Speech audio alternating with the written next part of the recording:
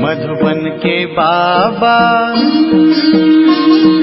मधुबन के बाबा मुरली वाले, आपका क्या कहना, आपका क्या कहना। ओम शांति। आज 10 जून 2024 के साकार मधुर महावाक्य हैं। आज मीठे मीठे बाप दादा बोले, मीठे बच्चे, लक्ष्य को सदा सामने रखो तो दैवी गुण आते जाएंगे। अब अपनी संभाल करनी है, आसुरी गुणों को निकाल दैवी गुण धारण करने हैं।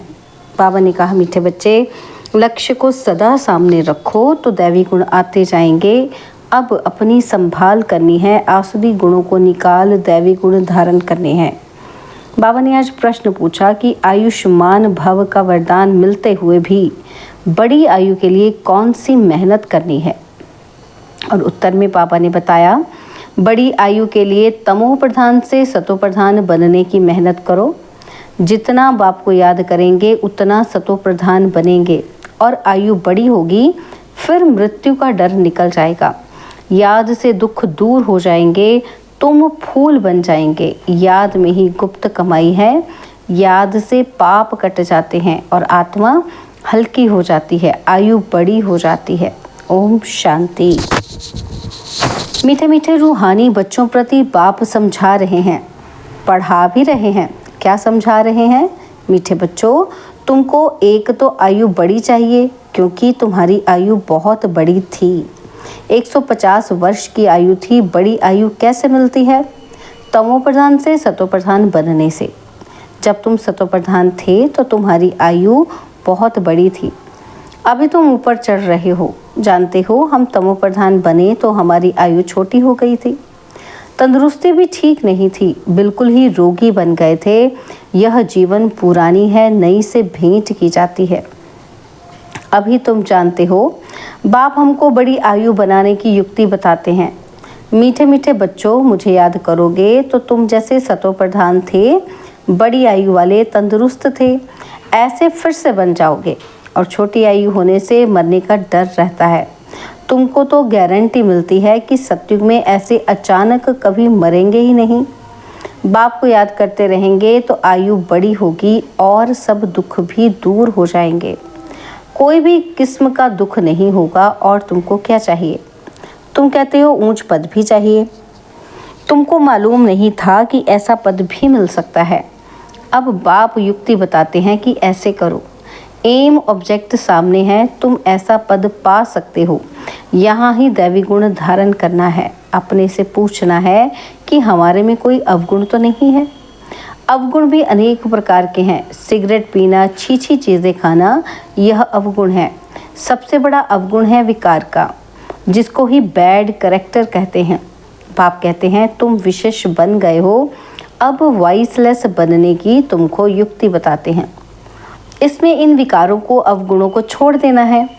कभी भी विशेष नहीं बनना है। इस जन्म में जो सुधरेंगे तो वह सुधार 21 जन्मों तक चलना है।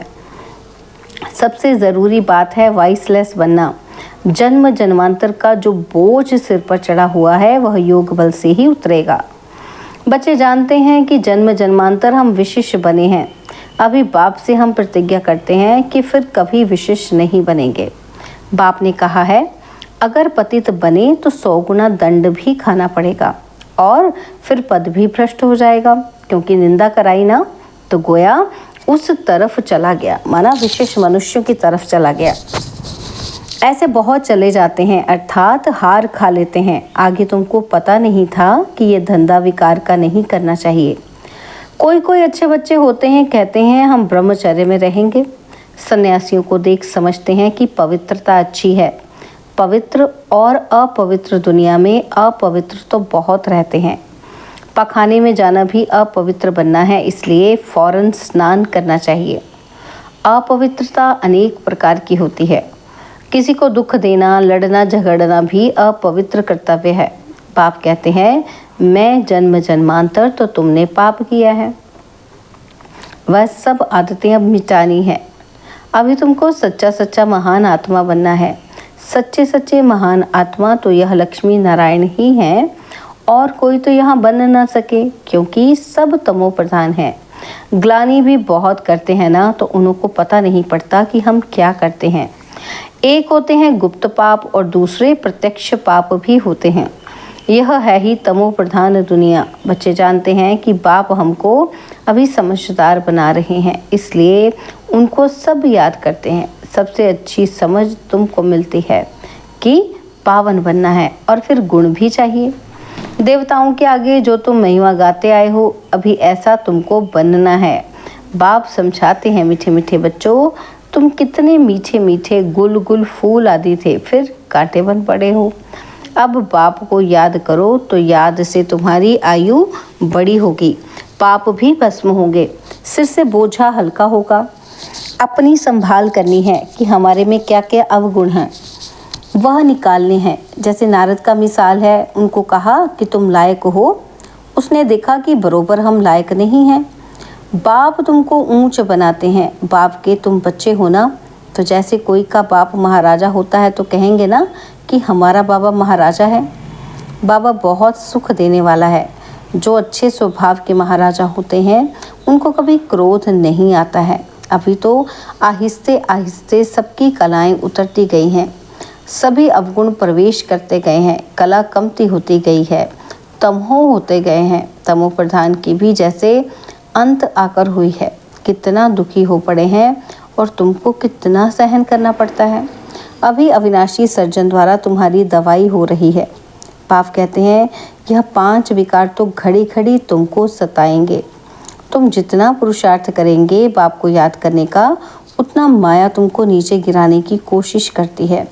तुम्हारी अवस्था ऐसी मजबूत होनी चाहिए जो कोई माया का तूफान हिला ना सके। रावण कोई और चीज़ नहीं है, वह कोई मनुष्य नहीं है। 5 विकारों रूपी रावण को ही माया कहा जाता है। आसुरी रावण संप्रदाय तुमको पहचानते ही नहीं है कि आखिरी में यह है कौन। यह बीके क्या समझाते हैं, रियलिटी में कोई नहीं जानते कि यह बीके क्यों कहलाते हैं, ब्रह्मा किसकी संतान है। अभी तुम बच्चे जानते हो कि हमको वापस घर जाना है। यह बाप बैठ तुम बच्चों को शिक्षा देते हैं। आयुष्मान भव, धनवान भव, तुम्हारी सब मनोकामनाएं पूरी करते वरदान देते हैं। परंतु सिर्फ वरदान से कोई काम नहीं होता, मेहनत करनी है, हर एक बात समझने की है। अपने को राज तिलक देने के अधिकारी बनना है। बाप अधिकारी बनाते हैं, तुम बच्चों को शिक्षा देते हैं, ऐसे ऐसे करो। पहले नंबर की शिक्षा देते हैं, मामेकम याद करो। मनुष्य याद नहीं करते हैं क्योंकि वह जानते ही नहीं, तो याद भी रॉन्ग है। कहते ईश्वर सर्वव्यापी है, फिर शिव बाबा को याद कैसे करेंगे। शिव के मंदिर में जाकर पूजा करते, तुम पूछो इनका ऑक्यूपेशन बताओ, तो कहेंगे भगवान सर्वव्यापी है। पूजा करते हैं, उनसे रहम मांगते हैं, और मांगते हुए फिर कोई पूछता परमात्मा कहाँ है, तो कहते हैं सर्वव्यापी है। चित्र के सम्मुख क्या करते हैं, और फिर चित्र सम्मुख नहीं तो कला काया ही चट हो जाती है। भक्ति में कितनी भूलें करते हैं, फिर भी भक्ति से कितना प्यार है। श्री कृष्ण के लिए कितना निर्जल आदि करते हैं। यहाँ तुम पढ़ रहे हो और वह भक्त लोग क्या क्या करते हैं। तुमको भी हंसी आती है। ड्रामा अनुसार भक्ति करते कदम नीचे उतरते आए हैं, ऊपर तो कोई चढ़ ना सके। अभी यह है पुरुषोत्तम संगम युग, जिसका कोई को पता नहीं है। अभी तुम पुरुषोत्तम बनने के लिए पुरुषार्थ करते हो। टीचर स्टूडेंट का सर्वेंट होता है ना, तो स्टूडेंट की सर्विस करते हैं। गवर्नमेंट सर्वेंट है, बाप भी कहते हैं सेवा करता हूँ, तुमको पढ़ाता भी हूँ। सभी आत्माओं का बाप है, टीचर भी बनते हैं। सृष्टि के आदि मध्य अंत का ज्ञान भी सुनाते हैं। यह ज्ञान और कोई मनुष्य में हो न सके, कोई सिखला न सके। तुम पुरुषार्थ ही करते हो कि हम ये बने। दुनिया में मनुष्य कितने तमो प्रधान बुद्धि हैं। बहुत खौफनाक दुनिया है। जो मनुष्य को नहीं करना चाहिए वो करते हैं। कितना खून डाका आदि लगाते हैं, क्या नहीं करते हैं। 100% तमो प्रधान है। अभी तुम फिर 100% सतो प्रधान बन रहे हो। उसके लिए युक्ति बताई है याद की यात्रा। याद से ही विकर्म विनाश होंगे, बाप से जाकर मिलेंगे। भगवान बाप आते कैसे हैं यह भी तुम अब समझते हो। इस रथ में आए हैं, ब्रह्मा के थ्रू सुनाते हैं, जो फिर तुम धारण कर औरों को सुनाते हो। तो दिल होती है कि डायरेक्ट सुने। बाप के परिवार में जाएं, यहाँ बाप भी है, माँ भी है, बच्चे भी हैं। परिवार में आ जाते हैं, वह तो दुनिया ही आसुरी है। तो आसुरी परिवार से तुम तंग हो जाते हो, इसलिए धंधा आदि छोड़कर बाबा के पास रिफ्रेश होने आते हो। यहाँ रहते भी हैं ब्राह्मण, तो इस परिवार में आकर बैठते हो। घर में जाएंगे तो फिर ऐसा परिवार नहीं होगा, वहाँ तो देहधारी हो जाते। उस गोरख धंधे से निकल तुम यहाँ आते हो। अब बाप कहते हैं, देह के सब संबंध छोड़ो, खुशबूदार फूल बनना है। फूल में खुशबू होती है, सब उठाकर खुशबू लेते हैं, अक के फूल को नहीं उठाएंगे। तो फूल बनने के लिए पुरुषार्थ करना है, इसलिए बाबा भी फूल ले आते हैं। ऐसा बनना है। घर गृहस्थ में रहते एक बाप को याद करना है। तुम जानते हो यह देह के संबंधी तो खलास हो जाने हैं। तुम यहाँ गुप्त कमाई कर रहे हो, तुमको शरीर छोड़ना है। कमाई करके और बहुत खुशी से हर्षित मुख हो शरीर छोड़ना है। घूमते फिरते भी बाप की याद में रहो तो तुमको कभी थकावट नहीं होगी। बाप की याद में अशरीरी हो, कितना भी चक्र लगाओ, भल यहाँ से नीचे आबू रोड तक चले जाओ तो भी थकावट नहीं होगी। पाप कट जाएंगे, हल्के हो जाएंगे। तुम बच्चों को कितना फ़ायदा होता है और कोई तो जान न सके। सारी दुनिया के मनुष्य पुकारते हैं कि पतित पावन आकर पावन बनाओ, फिर उनको महात्मा कैसे कहेंगे? पतित को फिर माथा थोड़ी टेका जाता है, माथा पावन के आगे झुकाया जाता है।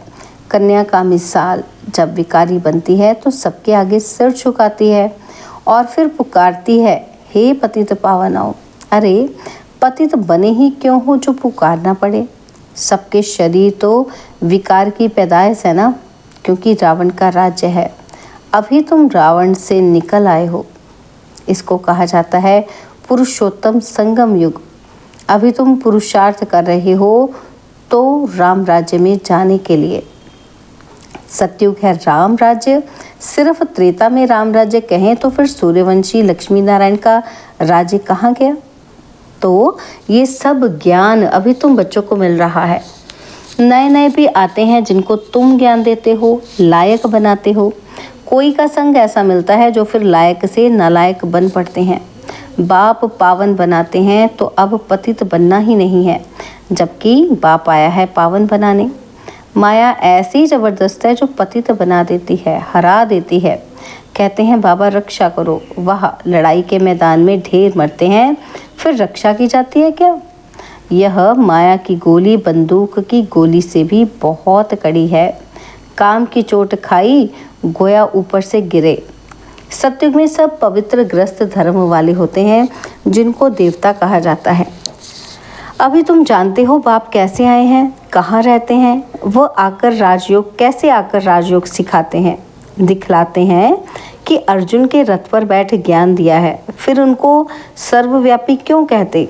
बाप जो स्वर्ग की स्थापना करते हैं उन्हें ही भूल गए हैं। अभी वह स्वयं अपना परिचय देते हैं।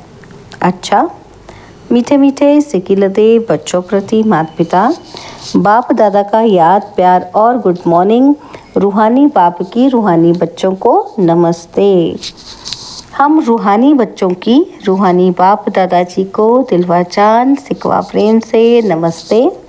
ओम शांति। प्यारे बाबा, मीठे बाबा, मेरे बाबा, शुक्रिया बाबा, शुक्रिया बाबा, शुक्रिया।